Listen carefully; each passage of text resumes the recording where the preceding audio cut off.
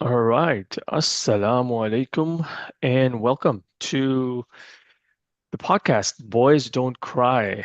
Boys Don't Cry because all my life I've heard this. I grew up hearing this. I grew up watching stuff about this. Boys don't cry, boys don't cry, boys don't cry, boys don't cry. Hence the name of my podcast, Boys Don't Cry, because I have heard this all my life. So here we are. First guest that I have. You must have watched the first video that I posted, mostly about abusers. There's a follow-up coming up, but it was only fitting that I start my conversation, really start getting into what is it about mental health and males in our community, in our society, especially Muslim males, the focus on that really stops us from talking about it. And my first guest on Boys Don't Cry, talking about mental health and why is it such a difficult topic is one of my very good friends. I've known him since before he did all the good, crazy stuff that he's been doing. And mashallah, first Muslim American to document more than 100 masajid. Yes, you heard that right. 100 masajid across the United States and met with so many Muslim communities, community members, community leaders across the United States. And also recently, if you happen to be in Dallas, Fort Worth, you must have heard about, known about, seen, or visited one of his story nights. And he's also the founder of Bukharee Retreats. Yes, that was a giveaway. Bukharee Retreats, where Muslim men travel together, uh, are together, and have a spiritually driven, adventure-filled experience where it's not just about adventure and tourism. It is having conversations, having discussions, having reflection um, in context of Allah Tabarak wa Ta'ala and being Muslim brotherhood and the greater Ummah. So, my guest today, let me bring him in, is Sohail Bukharee. Welcome to Boys Don't Cry, Sohail. How are you? Assalamu alaikum. Walaikum assalam rahmatullah.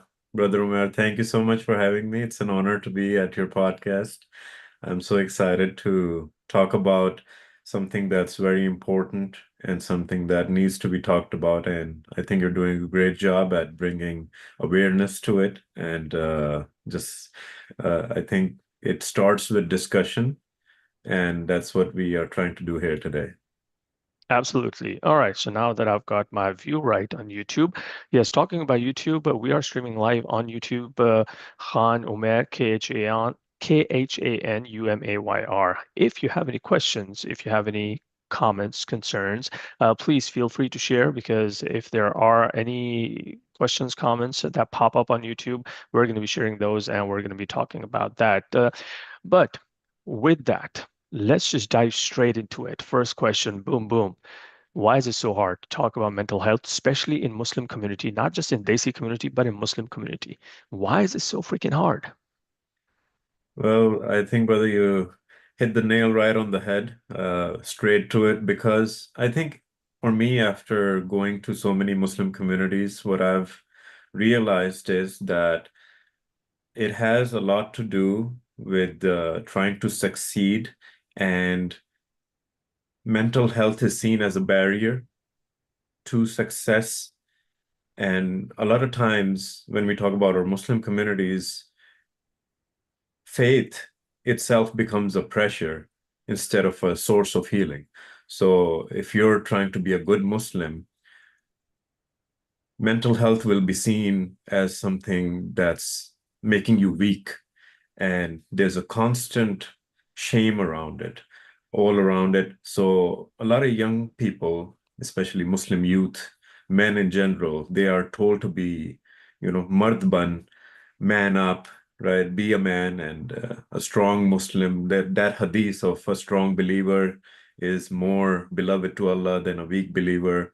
And all of these things, although they're true, but we're not really getting to the bottom of the issues here. And because of that, we see a lot of cases that have happened. In the UK, a few years ago, there was a Pakistani young guy who just took his life. And obviously, he was the only son. And um, After a lot of research, they found out he had a lot of stress from his parents and also his community. We had something very tragic happen a few years ago, right within our DFW metro area, where two twins did a murder suicide uh, of their families and then themselves. So this is and we are always in a reactive mode. The masajid will always talk about it after the fact, and that's too late by then. I mean, it's good that now it has become started, but most of it is there's one night where we talk about it and then we forget about it till the next thing happens. So I think there should be constant um, discussion about it, but most of the time it's because it's a cultural stigma and we don't want to be associated as being weak. As immigrants, I think it's also because most of the time we see this mental health issues we associate it with first world problems. We say, oh, these people are weak. They've reached a stage of wealth where now it's all about drugs, and they see that, we see immigrants see that as weakness. And now look, we are all about IT and education, and look how we've made it in America. We're the highest um, earners in the US in terms of IT and all of that. And so if you talk about mental health and the pressures, the our community see that as something that, oh, this guy has some he has some demons inside him, some कोई jinn. मसला है, कोई कुछ खराब चल रहा है. Yeah. They see that So as a disease. Yes. yeah, so interesting thing. So we spoke about cultural, religious aspect of it.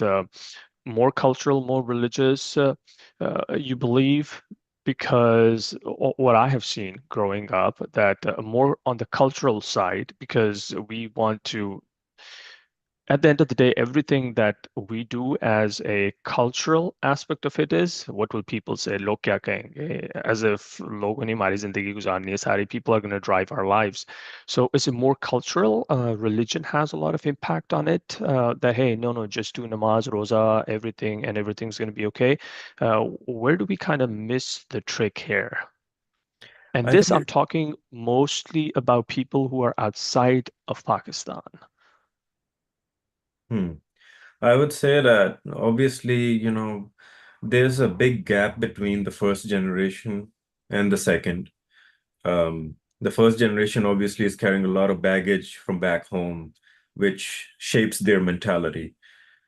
At the same time, I understand they grew up in that be a man and this is all waste of time, and focus on your grades and focus on your achievements, your milestones.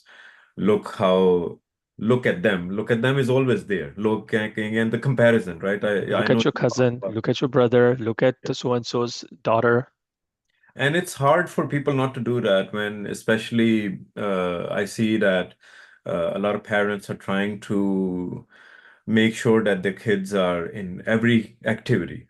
Let's talk about new parents, for example. They want them to be competing in martial arts or swimming or all of these different activities. But I do think that there comes a point where parents are kind of offloading their responsibilities instead of talking to their children. Um, that connection, I love this brother that I recently met. I'm just giving an example that he said something that I've never heard before. He said that this we have a culture of dawat here a lot, right? Here in Texas, especially in our cultures as well, where we go and meet people all the time. But what I love that he said, I'm canceling this weekend's plan so that I can just talk to my young sons. His sons are like 8 and 10. And he said, I'm not going to go anywhere. And I just want to talk to them, which I've never heard before. A man say, I want to talk to my son for for the rest of the evening. No TV, no nothing. So I was like, this is what we should be doing. He said no video games for them. We have a limitation.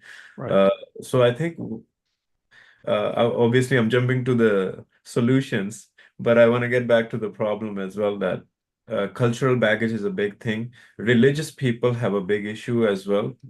Spending time with both sides, I've seen that with the religious people, it's more about faith that. there's too much pressure sometimes to be a good Muslim that you're not really helping the one who's just entering the, yeah. I'm glad you brought that point. So culture tells us or has taught us, I've seen growing up, you're a man, you need to be strong. If you're going to admit something's wrong in your head, you are showing weakness. So we don't want to do that. Especially mothers have been so critical of, I mean, raising boys. I have seen way back when I was a kid. So the culture side of it establishes that conditioning. I spoke about it in my previous video. And then the religion, where religion tells you namaz, roza, worshiping, praying, absolute faith in Allah. But somewhere along the line, we forget that being mortal Muslims, we are still breakable. We are still faulty. We are still not perfect. And there has to be that combination where we realize. So you think we kind of dropped the ball on both sides? We're misinterpreting both sides of our identity? Yeah. I think, when people use the term toxic masculinity, why aren't we getting to the root of where this came from? How do men become toxic in the first place? You gave a great example of how mothers can turn men into toxic men, right? Boys into toxic men by their certain behaviors and how they want to be treated and how they treat other women. So there's a cycle that keeps happening. At the same time, what we do is fathers, for example, we sometimes there's some tough love going on, and there's never a soft love that they get to see of the side of their father. They don't want to see they don't want to show weakness. So what that happens is it shuts down the the I would say the part where a man wants to open up anymore. I've seen so many men in masajid. Just yesterday, I saw that as well. That they are coming to the masajid, but they just either they say salam and sit down in a corner, and I can see this guy wants to share, open up, share, but because we've had that conditioning of just keep it inside, Yeah. no need to share. And when they do share, they still, you meet them the next time, they're like, oh man, I can't share, I can't show weakness because I'm the man of the house. Yeah, go ahead. Right. Another thing, is this because uh, before I get there, we've got two comments, 99 names of Allah. Assalamu alaikum, wa alaikum assalam. Thank you for joining. You're right. It is a cultural stigma, they say. And then Zahid Sayed, mashallah, great start. Congrats. Thank you, Ramit Zahid, and whoever you are, 99 names of Allah. Please, we are streaming live on YouTube. So coming back to this, is it also that when males, let's say there is a certain individual, okay, I'll just put myself on the spot, Umar Khan wants to start talking about it, or he wants to go into the feeling expression mode rather than thinking expression mode. The feeling expression mode, Americana, is shut down because, oh, no, no, no, no, no, we don't want to talk about this. You're only good when you're looking at thinking expression mode because you're just practical and you're black and white. So we don't want the softy feeling, emotional American. How much of a part that plays that if it happens, let's say, in front of parents growing up, then that Umar Khan completely starts shutting down as he gets into adolescence, adulthood, friends, relationships, wife, kids, bosses. How does those events lead up to this closure, absolute closure of this guy? Big time. I would say that it's basically an arc that's in progress where a lot of conditioning, as we know from psychology, that parents and the environment that you grow up makes a big difference. And obviously, unfortunately, we're not really raising leaders of the community. So what ends up happening is, for example, this person, they go through that, they grow up, now they are the man of the house, obviously, as a provider in Islam and all, emotionally intelligent that they should be. Unfortunately, they're not. And now they have to put on a persona in front of their wife, their kids, their co-workers, their community. And it's always like a poker face where you're hiding, you're suppressing your inner feelings. Sure, you don't need to be vulnerable in front of everybody, but if there's underlying issues happening and you have nobody to talk to, another big factor with Muslim men right now is we don't have any real friends. We don't have any real brothers to talk to, like a closed network. We don't have best friends anymore as we used to have back when we were kids. Everybody's busy, everybody's doing their own thing, but I think sometimes even small talk can make a big difference when you go to the masjid. And I think it really, you have to share it. Sometimes you have to share it with your wife. Sometimes that is also not enough because I do believe that, for example, I would say that when my wife went to my in-laws, for example, once, I realized that I don't have anybody else to talk to. Right? So even though I have so many connections within the communities, but I'm talking about real conversation that I can Real pick up the phone close. and call Mhm. somebody. And that's when I realized, oh wow, we really have to work on this connection with other people because you need that two, three people to talk to just to feel that okay, I have somebody here.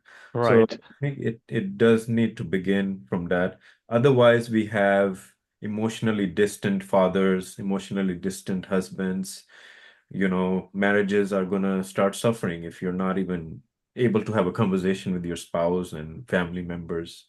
And that generational trauma will just keep going on. So before I get into another set of questions, how important is it for just like females to receive reciprocation, males to receive reciprocation, since we are talking about men's mental health? So if this one poor guy, he wants to talk, he wants to say something, even so far as to suggest, okay, you know what? I'm willing to speak with a professional on this because clearly there is some problem that I cannot handle. You've been trying to help me, but you cannot handle it. So I need some professional. To what extent have you seen, being community, mashallah, you're so well connected, you've met so many people. How do you see people open to that, that feeling of I need help and it being reciprocated? You know what, brother? Let me connect you with someone who can actually help you in this regard. Or is it just, I mean, brushed away and that person now exited out of the circle? I think we're in very early stages of that as a community, because we are just starting to talk about it. But I'm glad that we are talking about it. Obviously, there's a lot of people that have lost themselves, their lives, or whatever they're going through. May Allah make it easy for them that they are still going through that. But I think as a community, we are just starting to talk about it. What I really want to highlight right now is Dr. Rania Awad. She is running the Muslim Mental Health Lab in Stanford University. She is running Maristan. The name is obviously derived from our Islamic legacy, which used to happen back in the golden age of Islam, right? So this psychology, mental health, help, and all of these things were very much part of our tradition and Muslim culture in back in Muslim countries, and unfortunately it got lost somehow and we started not taking it seriously. But I do feel that that's just one person doing that, right? Slowly, but I do feel that women are pioneering this more than men. Men are nowhere close even talking about this because, again, we have that shield in front of us that, oh, this is a woman's problem. Women are emotional. They have issues. They need the pills and mental health, psychiatry, and all that. So we would happily tell them to go and see somebody because you're a woman, right? So I understand you have issues. Allah made you weak, all of these things that we say to them. But what about us? We are no, I don't think men are overwhelmingly ready for that. That Mhm. they, even if for example, if a brother says to another one that maybe you should go see a professional, and they say, well, I'm not weak. What do you think? Who do you think I am? I don't need Right. that. And you might even stop talking to that brother because you're like, oh, this guy is gonna make me feel weak in front of the community. So I Right. think we need to work a lot on this. We're very early in this. So you mentioned parenthood, young parents, and people with kids. And I will go ahead and say this. Early days, I used to use this phrase. I mean, don't cry like a girl. Probably first 2, 3 years of my elder one, then I kind of stopped because I realized that no, this is not right. I still see this behavior a lot. There's so many things I've had to change. I've had to convert from just gender specific to gender neutral when it comes to it. So far as recently, my elder one shared something, and oh, he had a meltdown after a soccer game. And we were coming back from the soccer game, and he was just going crazy, man. Some verbal assaults, and he just lost it. 7-0, the team lost. But and if I had been the same guy maybe 6 years ago, I would have said, "Well, you lost. Suck it up. Get over it." But over the course of last few years, I realized no. So I started, okay, it's natural. Let it out. It's just the two of us. It's a safe space. And for a few moments, I couldn't believe I was doing that because that was against everything I had been taught growing up. So I had to really force myself into, okay, let it out. Whatever anger you have, let it out. It's only natural. Just shouting, venting, even limited cussing is not going to make you a bad person. And that 20-minute ride from the ground to the home, uh, those are the only few things I told him, said to him, and I just let him vent. And then we didn't talk. He came home, had shower, had dinner, and then he came up, and to my surprise, and then he was like, you know what? It helped. So for letting me vent and saying whatever, and I came home and told my wife, okay, let's not talk to him for a few minutes. Let him come to us. And that was a learning curve for me as a father also, which I didn't have when we first had him first 3, 4 years of his life. So how hard is that for young parents and then for also parents whose kids are now older to adapt these behaviors? I think, mashallah, that's brilliant actually, to handle a situation like that. So I would say kudos to you, mashallah, because I think or reactive mode is always to tell them how to do it, but to let them do it on their own is makes them feel heard. I think most of the time kids don't feel heard. They feel we've always been giving instructions. We are always being given instructions. So, mashallah, I think it's a great strategy that parents should adopt. Secondly, I would say it's very hard because most of the time we're unconsciously even we are repeating what our parents did because that's what we've seen. Even though while we are about to have a kid or we always think, no, we're going to be different than them. But most of the time, we end up doing the same things unconsciously because you're not, and it requires a lot of patience. I think with young parents, as a community, as they say, it takes a village.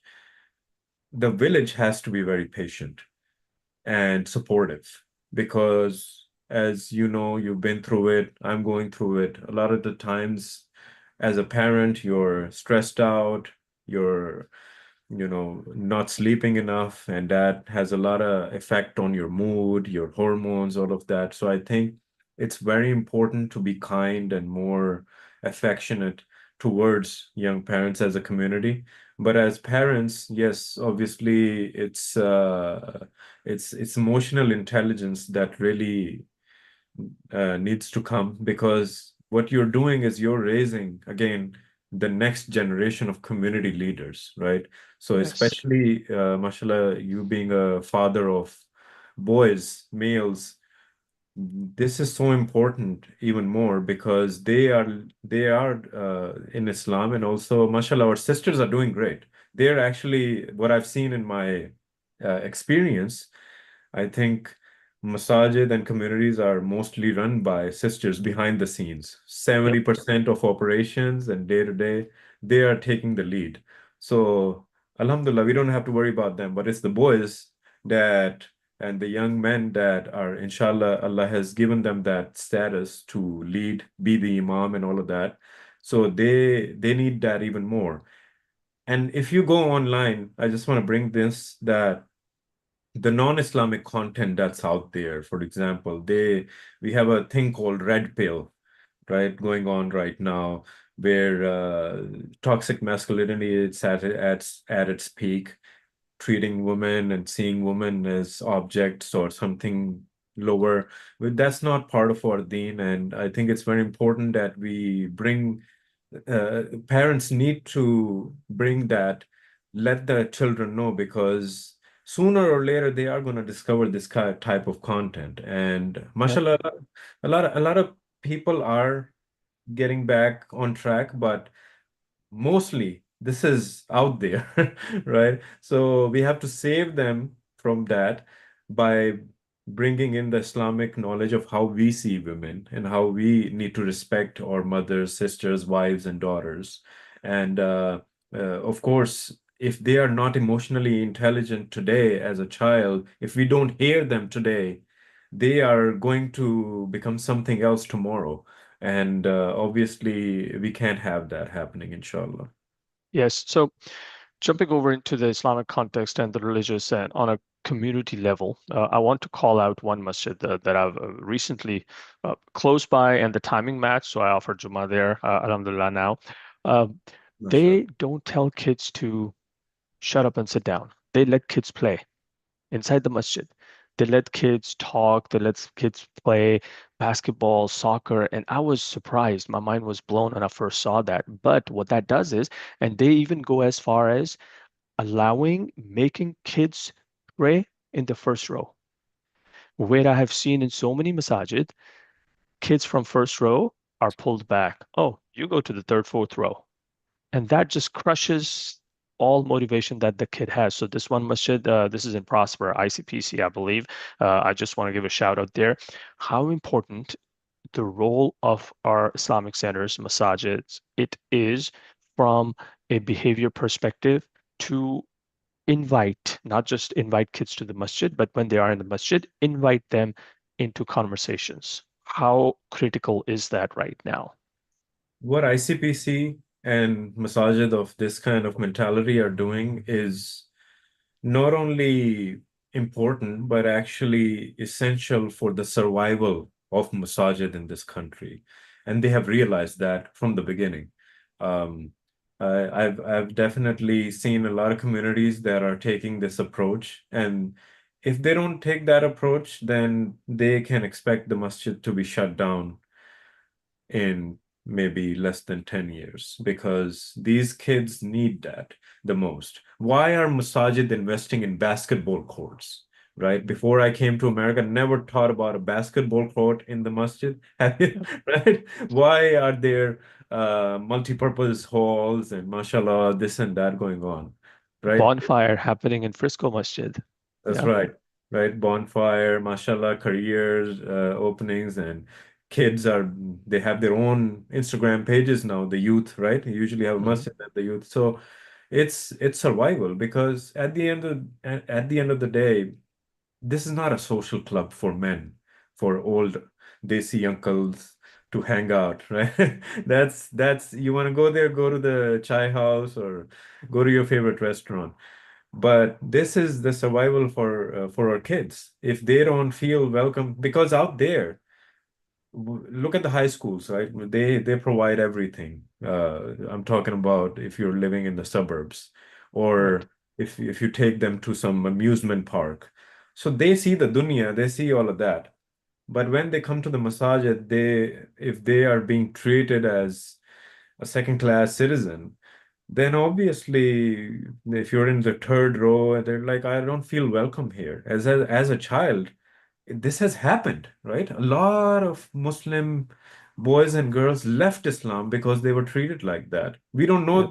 know, we don't know them, but it's the treatment first. And if we go back to the Prophet Sallallahu Alaihi Wasallam, it's the way he treated people that made them feel that Islam is the answer to all their problems. It's the ikhlaq. If there's no ikhlaq, then forget about it. The a lot of the reverts, for example, Muslim reverts men, for example, they are coming into Islam. Mo Mostly it's because of the research that they're doing, and then there's a lot because of how they get treated. That's another issue that we can talk Right. about, but yeah. Yep. So one thing I want to mention, I heard this yesterday in khutbah, Jummah khutbah. 33 people, the Imam Saab mentioned this number. 33 people embraced Shahada in the time of Prophet Sallallahu Alaihi Wasallam without even speaking with him. They never spoke with him. They were just sitting in the same mehfil as he was, and there was no direct interaction between me and Suhail, and they embraced Islam. So exactly going back to what you just said. So now jumping over to Muslims. As a Muslim male, Muslim father, Muslim parent, uh, what can be the starting points of us getting this going? Let's start there. An absolute starting point. I have no idea how to go about this, or what is something that I can do as a Muslim male, Muslim parent, Muslim professional to start peeling this onion of mental health in our society, especially for men. Well, first of all, I think we it has to come from the mentality. So my mindset is that talking about men, for example, that we don't need to think of them as they need to be fixed or they don't need fixing. What they need is a safe, non-judgmental space where they can just be themselves. Like you did with your son, for example, mashallah, that you didn't immediately start fixing, stop cursing and astaghfirullah and be a man and all of that. You gave him a space, a safe space, non-judgmental. And mashallah, look how it's a great example. I think we should all learn from it that if you can do that with your son, we can do that with our friend, with our brother, at the masjid and all of the communities. First of all, for example, I'll take myself, I just sometimes want to be heard. But obviously, I think it's again coming back to the fact that being part of the community is very important. I was just hearing a podcast yesterday of the brothers. They were talking about how just being around people, being at the masjid, even if you're not talking to somebody, your mood just becomes better. And when you're alone, the shaitan starts whispering and starts making you feel like you're worthless, you're this and that. So I think sometimes pushing yourselves, even if you don't feel like, even if your shaitan is telling you or your mood is bad, just go out there, just spend some time in the masjid. I think that's the first step. So I guess it's just like going, I heard this recently and it makes perfect sense. About 3, 4 months ago, I started trying to apply it, though I haven't been as regular when it comes to gym. This one guy said in his reel, just go. Just go. Even if you go for 15 minutes, you walk around and you leave, just go, and you will see the difference in about a week. And it actually made sense. There were days where I didn't want to go. I was like, you know what, let's just go walk around and see.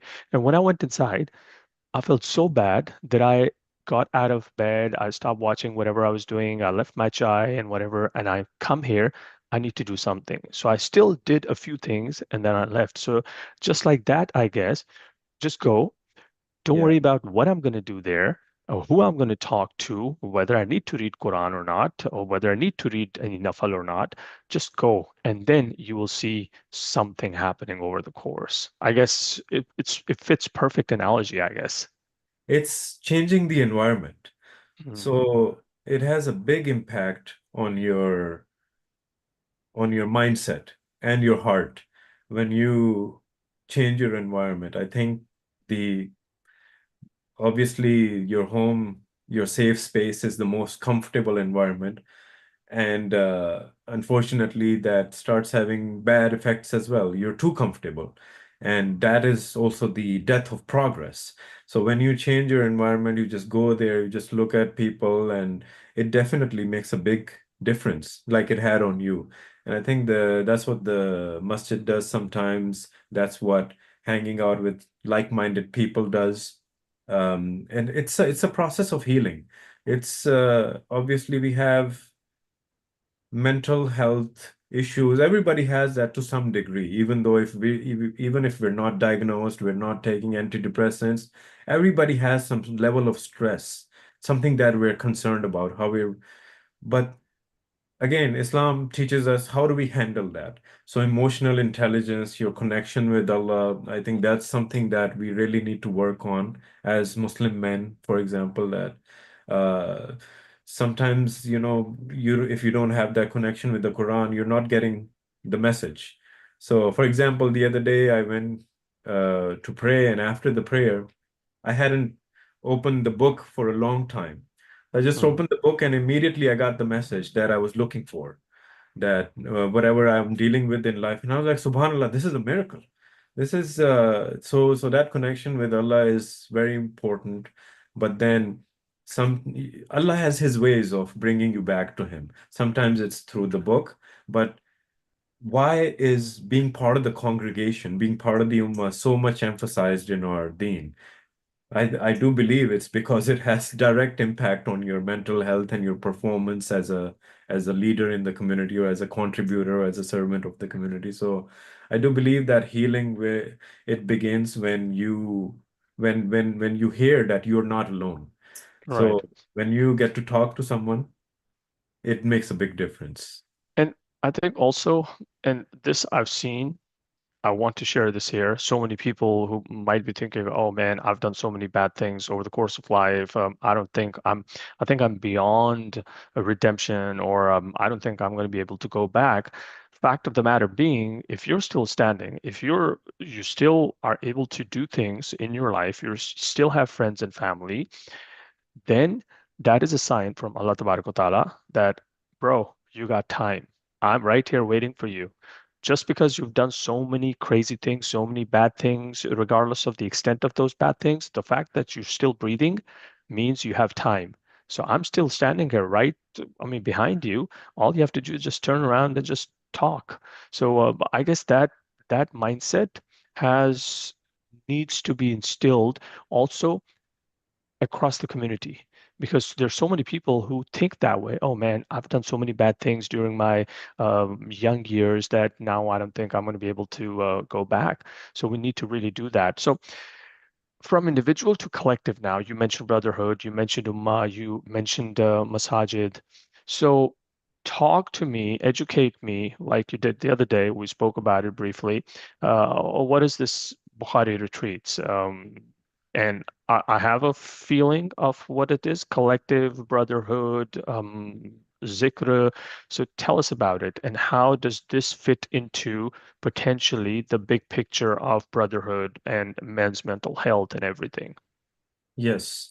So, first of all, after seeing this firsthand on the journeys, that sometimes men are in the masajid, but they still need more. They need that connection. Because most of the times what I've seen is that we would come to the masjid, pray, say salam to someone who you might or might not know, and then you will Oh, leave, right? yeah. Sometimes they're so busy they don't have time to come to the halakha, or the barbecue or the breakfast or whatever events are happening at the masajid. So what happens is I realized that we we need to take the brothers, men, for example, especially, to out there in nature. Their sisters that are already doing this, mashallah. And that's why I respect our Muslim sisters so much, that they are always taking the lead, right? Where it's due. And obviously, sisters need that, so they're doing that. And mashallah, they are going all over the nation and beyond America as well. They're hiking mountains, Mount Kilimanjaro or Mount this and that, mashallah. And it's so inspiring. I'm like, if our sisters can do this, right? We need to, again, We need to come back to who we are, which is Right. obviously our mental health is so important. So I thought that this is the best time to take the brothers, get a break, because sometimes men need break from their families as well. I'll tell you an example of myself. Mashallah, every day you're in responsibility mode. You have to take care of yourself, your iman, your spouse, your kids. So you're running around all day. And then the community, being part of the community, takes a toll too, spending so much time interacting with everybody. So but when I was in the mountains, I lived in Colorado for 5 years. There's something special that when you are one with the nature, and when you really feel the existence of God because it's right there. And I thought a lot of brothers who are living in cities, for example, they don't get to experience this part of, for example, the Prophet Sallallahu Alaihi Wasallam, he used to go away from the city to Right. Gare, right? You've been there. I saw that beautiful vlog you made. Uh, Mashallah. Look how amazing the view is from up there, the isolation and all of that.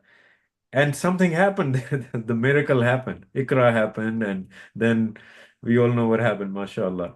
So I think it's very important for Muslim men to reconnect with nature, with the deen, and having a safe space with other brothers where we can be vulnerable.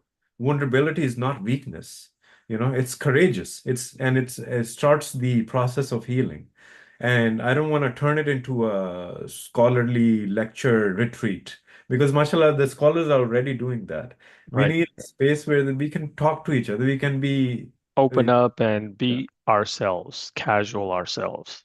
Exactly. And being in the ages that we are, 30s, 40s, we have a lot to share that we can't anymore with anybody else. So having that safe space, and also there's a lot of younger brothers as well who are in their universities, for example, about to graduate. They want to get married. They need that mentorship as well from experienced brothers who are older than them. So Right. having that connection with different age groups, different backgrounds, all under the umbrella of Islam, and not just lectures and all of that, but actually having the shared sense. We have a lot of revert brothers who are coming, inshallah. We have African American, Caucasian, Latino brothers who don't have that connection. Again, we couldn't uh, go deep into this, but that's a reality of America where a lot of people are reverting to Islam, but Hmm. they don't have a community. And they are riders, or they like adventure, or they like to drive. And this is the best opportunity for them to reconnect with people from other faiths. Last year, when I did a retreat, mashallah, the video is out there. The brothers that joined, one is a revert and one is, mashallah, young brother. Wow. And they met through this for the first time. They became friends, mashallah, and now every week this brother is teaching the other Quran online. And he's learning Arabic from him, mashallah. He Wow. can find that locally in his community. So I realized that this can have the impact in real life beyond my Right. scope, mashallah. So that's the whole idea. If anybody wants to join, inshallah, you can check out the details at BukhariRetreats.com and we can go from there, inshallah. Absolutely. And yes, the profound long-term impact where, I mean, guys, males, Muslim males can interact without any fear of judgment or not getting reciprocation. Uh, it really does open you up. Oh, I mean, he's not going to judge me. Even if he judges me, who cares, man? There are no strings attached. So that really does go a long way. Fantastic. I do want to ask, you've, mashallah, visited 100 masajid, probably more than that. What has been one thing that you have seen when you have visited and met people in different communities across the country, Muslim brothers and sisters, maybe one theme that you have seen that that really gives us that courage and hope that, okay, you know what, we got this. We got this, and we can only build on this as a community and tying it back to how we can help us brothers. I think the best thing that I saw in every state, mashallah, is that the people behind the scenes. We have a lot of famous people here, mashallah, in America, the scholars and everybody that everybody knows, household names. But the people behind the scenes, the board, some of the board members, not everybody, we have that issue. I want to acknowledge the fact that there are certain board members that have ego issues and they want to be like, all right, I'm the boss, I'm the man, and uh, all of that. We know, we are aware of that. But then I've seen real sincere people that truly only Allah knows and the angels know, and they Right. know who they are, what they're doing. They are so selfless, and some of them don't even want to come in front of the camera, but they have literally gone through such sacrifices that people go through in third world countries to make the masjid, the community happen. And that gave me a lot of hope, because to be someone who doesn't even want to be recognized out of humility, that is some level of humility that I really respect. And I feel that their sacrifices in California, in Michigan, in Texas, and even Alaska, mashallah, that this will have, they have planted the seeds, and the barakah, the rain of barakah, inshallah, will happen. And the next generation will hopefully, that's my dua, take advantage of that. Because I want to give a shout out especially to a masjid, MCC East Bay in San Francisco Bay Area in Pleasanton. Mashallah, the brother Munir, for example, I got to meet him. He's so busy all the time. Mashallah, the whole board is, but they really are working enormously over there. And that's the same masjid of Dr. Rania Awad and mashallah, all these amazing other speakers over there. So Right. I feel very, very positive about the future, Mashallah. All inshallah. right, good. And I guess one of the things that you just hit, and I want to say it out explicitly because I have been thinking about it. I mentioned this to one of my friends, probably. There's something I should do. Get involved, not just alone, with my son in the masjid, maybe 1 hour every week volunteer, so that we hear about volunteering outside at job or at some shelter or anywhere. But if we start doing with our Islamic centers and get engaged there with the children, that not only creates that bond that, okay, we're not just going for namaz, but we're also staying there and he's going to learn from me. I'm going to learn from him. Probably I'm going to learn from him more than he will learn from me because of the way times are moving now. So I guess that is another way we can help ourselves in this stage of our lives where to minimize those mental health issues because now we are, as Lama Iqbal said, "Kharat ko ghulami se azad kar." So we're trying to learn from these youngsters in our own setting which we've learned from childhood. So I guess this is something we can throw out there for everyone. Something that hit me. I thought I'd share this with everyone. Yeah, I wanna actually, that just reminded me of something that I saw in real life as well. I think it's a great example, because when I was in Denver, Colorado, there's a downtown Denver masjid, and it's in the inner city. So you can imagine how the circumstances are over there. But every week, mashallah, they have a food distribution program. So the Muslim community gives funds to the masjid, and then they buy the food, halal meat, and all of that, and they distribute to the Muslims or non-Muslims, whoever signs up, who are struggling. And I went there one day and I saw, mashallah, the volunteers, which were Muslim families. And I saw the sister who had brought her three young daughters, right? And this sister, she lives in the suburbs, half an hour, 40 minutes away, right? Wow. To and we don't have masajid over there in the suburbs south of Denver. Right. To drive all the way to downtown Denver in the inner city, I know the mentality, so you are coming out of your comfort zone, making sure your kids see this. and do this. So the young daughters were helping, mashallah, and then to go back and do this maybe every month or every week, mashallah. That was really inspiring to see that wow, these young girls or young boys, mashallah, they're gonna really appreciate the value of not only what they have, but also being part of the community and serving the community. It's not Right. always about, man, wow, the kirat was amazing tonight, and I'm gonna go have my Yemeni coffee with the boys now. No, no. This is like when you're volunteering, there's a huge difference. That's why I respect the volunteers at the masajid. They do it for the sake of Allah, not for a badge. So, mashallah, I think it's very, very important to involve your children from early ages Mm. to all of these volunteering opportunities. All right, fantastic. Yes. Suhail hit it right on the head. So, as we wrap it up, Suhail, any parting thoughts in context of all that we spoke about and how to move on from where we are to make things better? As a person, as a father, as a Muslim man who, mashallah, has traveled, meets so many people, continues to do so, impacts, and still learning. What would be your thoughts as we draw a conclusion to today's session? Yes, first of all, I want to thank you, Brother Umar, for having me.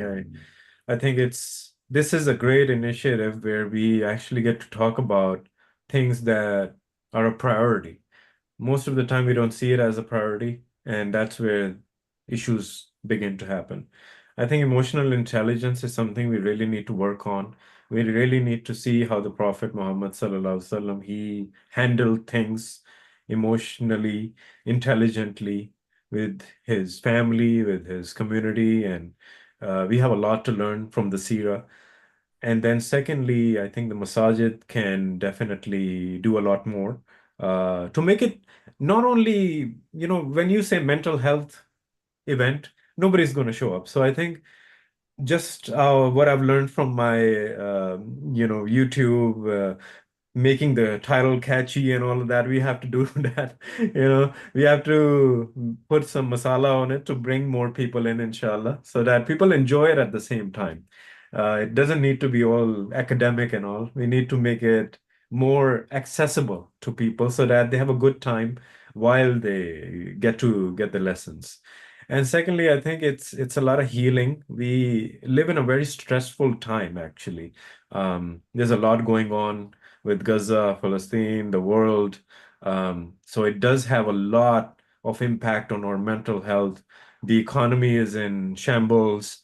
There's, what we talked about is something that's happening universally, but all of this is happening at the same time, which does have a effect on the mental health of everybody.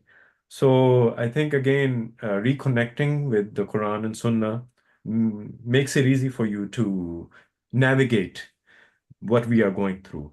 But then again, the whole point is that we need to connect with each other. The more we meet and find the type of people that are like-minded, and I know, again, until we don't find them, it's better to not spend time with people who waste your time. But Alhamdulillah, that's why I appreciate you, mashallah, that we find people like yourself and we get to experience and navigate these times. But again, my last message would be that the more men heal, the softer and safer our communities become, inshallah. Absolutely. Thank you very much for that. And what I'm going to share is my couple of takeaways coming out of this conversation. Suhail mentioned this, no judgment. When guys want to talk, start talking, they have to talk, they have to share. Put the judgment cap aside and just listen, because very seldom they will talk. Very seldom they will share what they feel. Mostly they will share what they think. When 1 out of 10 times they start sharing what they feel, you want to pay close attention to without having to respond. So you absolutely have to put your judgment cap aside when males, regardless of their age, status, are saying, feeling saying. So that's one thing.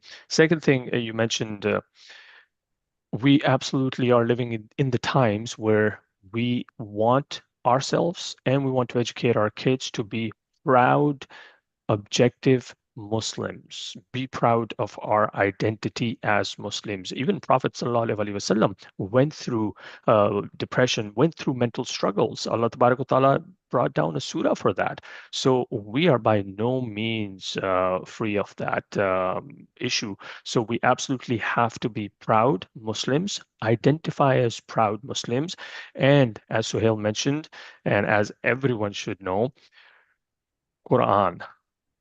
Absolutely reading Quran, but because of we want to understand Quran, not just reading it in Ramadan, just reading the Arabic 30 days, 30 paras. No, to understand it, even if it is one verse, and apply it to today's life. Critical thinking on basis of Quran is going to help us, our Gen Zs, our Gen As, so much. We absolutely have to keep that in mind.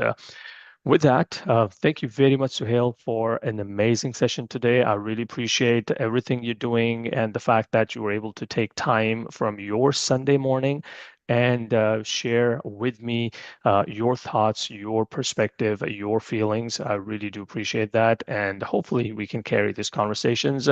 For all you who are watching, really appreciate your time, your comments, your suggestions, some hearts coming through. I will be uploading the recording for this on YouTube also, but you will still be able to find this live stream once it does end. If you have any comments or any suggestion for topics for future sessions of Boys Don't Cry, please do not hesitate to share with us because this is an ongoing discussion that we need to have in an organic manner. No fluff, no BS, no whining. Uh, no, nothing of that sort. We want to talk from a solution-oriented perspective.